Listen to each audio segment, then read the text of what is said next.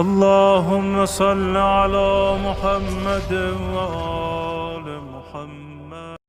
بسم اللہ الرحمن الرحیم وبہ نستعین وصلی اللہ علی سیدنا محمد وآلہ الطاہرین اما بعد. ناظرین اکرام، السلام علیکم ورحمۃ اللہ وبرکاتہ. آج کا جو ہمارا موضوع ہے وہ ہے جناب فضہ اور قرآن مجید. سن 7 ہجری میں رسول خدا نے جناب فاطمہ زہرا کو ایک خادمہ عطا کی جو فضہ کے نام سے مشہور ہے. جناب فضہ کا اصل نام میمونہ تھا اور یہ نام رسول خدا نے رکھا تھا. فضہ کے معنی چاندی کے ہیں. گویا رسول اکرم نے ان کے سیاہ فام ہونے کے باوجود انہیں چاندی بنا دیا اور روشن ضمیر کر دیا. اور جناب سیدہ جناب فضہ کے ساتھ ایک کنیز کا نہیں بلکہ ایک عزیز اور رفیق کے جیسا برتاؤ کرتی تھی، اور ایک دن گھر کا کام خود کرتی تھی اور ایک دن فضہ سے کراتی تھی. اس طرح ایک خادمہ کو خادمہ ہونے کا احساس تک ہونے نہ دیا. اور یہ اسی گھر کی نوکری کا نتیجہ ہے کہ جناب فضہ نے 20 سال تک قرآن مجید کی آیات میں کلام کیا، یعنی جو بھی گفتگو کرتی تھی وہ قرآن مجید کی آیات میں کرتی تھی.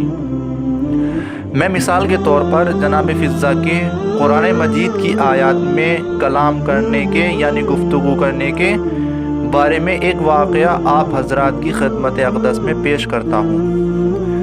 علامہ حافظ محمد بن علی شہر آشوب بحوالہ ابو القاسم قیشری تحریر کرتے ہیں کہ ایک شخص عبداللہ بن مبارک نے بیان کیا کہ میں سفر میں تھا کہ اتفاقاً اپنے قافلے سے بچھڑ گیا اور جنگل کی طرف نکل گیا. میں نے اس جنگل میں ایک عورت کو پریشان حال دیکھا تو میں یہ سمجھا کہ یہ بھی میری طرح قافلے سے بچھڑ گئی ہے. میں نے اس سے پوچھا کہ تم کون ہو؟ اس نے جواب دیا، قل سلام فسوف تعلمون، تم سلام کہو ان قریب جان لوگے. میں نے سلام کیا. پھر میں نے اس سے پوچھا کہ اب اس جنگل میں پھر کیوں نہیں ہو؟ اس نے کہا، من یہد اللہ فلا مضل لہ، جسے اللہ ہدایت دے اسے کوئی گمراہ نہیں کر سکتا. میں سمجھا کہ یہ راہ بھٹکی ہوئی ہے. پھر میں نے اس سے پوچھا کہ تم جنوں میں سے ہو یا انسانوں میں سے ہو؟ اس نے کہا، یا بنی آدم خذوا زینتکم، اے بنی آدم اپنی زینت کو سنبھالو. میں سمجھا کہ اپنا انسان ہونا بتا رہی ہے. پھر میں نے اس سے کہا کہ تم کہاں سے آئی ہو؟ اس نے کہا، تنادون من مکان بعید، وہ دور سے پکار رہے ہیں. میں سمجھا کہ بہت دور سے آئی ہے. پھر میں نے اس سے پوچھا کہ کہاں جانے کا ارادہ ہے؟ اس نے کہا، وَلِلَّهِ عَلَى النَّاسِ حَجُّ الْبَيْتِ، اللہ کے لیے لوگوں پر حج واجب ہے. میں سمجھا کہ حج کو جا رہی ہے. پھر میں نے اس سے پوچھا کہ تم قافلے سے کب جدا ہوئی ہو؟ اس نے کہا، وَلَقَدْ خَلَقْنَا السَّمَاوَاتِ وَالْأَرْضِ فِي 6 أَيَّامٍ، ہم نے آسمانوں اور زمین کو 6 دن میں پیدا کیا. میں سمجھ گیا کہ 6 دن سے بھٹکی ہوئی ہے. میں نے اس سے پوچھا کہ تم کچھ کھانا چاہتی ہو؟ اس نے کہا، وَمَا جَعَلْنَاهُمْ جَسَدًا يَأْكُلُونَ الطَّعَامَ، ہم نے ان کو جسم قرار دیا ہے، وہ کھانا کھاتے ہیں. میں سمجھ گیا کہ کھانا کھانا چاہتی ہے.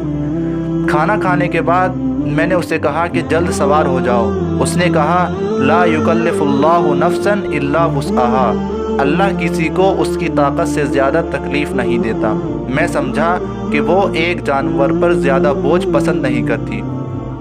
پھر میں نے کہا کہ تم میرے ساتھ ایک ہی اونٹ پر بیٹھ جاؤ. اس نے کہا، لو کان فیہما الہۃ الا اللہ لفسدتا، اگر زمین اور آسمان میں خدا سے زیادہ 2 خدا ہوتے تو دونوں تباہ ہو جاتے. میں سمجھا کہ ایک ساتھ نہیں بیٹھنا چاہتی. میں نے اپنی سواری سے اتر کر کہا کہ تم سوار ہو جاؤ. تو وہ سوار ہو گئی اور اس نے کہا، سبحان الذی مسخر لنا ھذا، پاک ہے وہ خدا جس نے ہمیں اس پر سوار ہونے کا موقع دیا اور اسے ہمارے قابو میں کیا. جب ہم قافلے سے ملے یعنی اس کا قافلہ مل گیا تو میں نے پوچھا کہ اس قافلے میں تمہارا کوئی اپنا بھی ہے؟ اس نے کہا، یا داؤد انا جعلناک خلیفۃ فی الارض وما محمد الا رسول، یا یحییٰ خذ الکتاب، یا موسیٰ انی انا اللہ. میں سمجھ گیا کہ اس کے 4 آدمی ہیں، داؤد، محمد، یحییٰ اور موسیٰ. چنانچہ میں نے زور سے پکارا، سب کے سب حاضر ہو گئے. پھر میں نے پوچھا، یہ چاروں تمہارے کون ہیں؟ اس نے کہا، المال والبنون زینت الحیات الدنیا، مال اور اولاد زندگانی دنیا کی زینت ہے۔ میں سمجھ گیا کہ یہ چاروں اس کے بیٹے ہیں۔ پھر اس عورت نے سورہ القصص کی آیت نمبر 26 کی تلاوت فرمائی۔ بسم اللہ الرحمن الرحیم۔ یا ابت استاجرہ ان خیر من استاجرت القوی الامین، یعنی اس نے ان سے کہا کہ اس شخص کو کچھ اجرت دے دو، کیونکہ انہوں نے مجھے مال دیا اور میں نے اسے کم سمجھ کر کہا کہ اللہ جسے چاہتا ہے 2 گنا دیتا ہے۔ یہ سن کر انہوں نے مجھے مزید اجرت دی۔